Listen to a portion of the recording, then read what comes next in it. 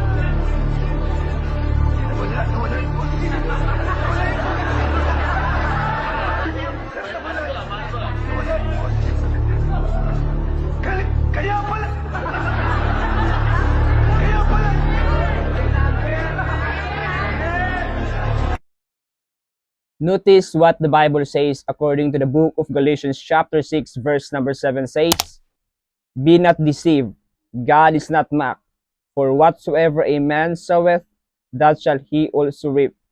My friend, I tell you the truth, don't mock God, don't challenge God.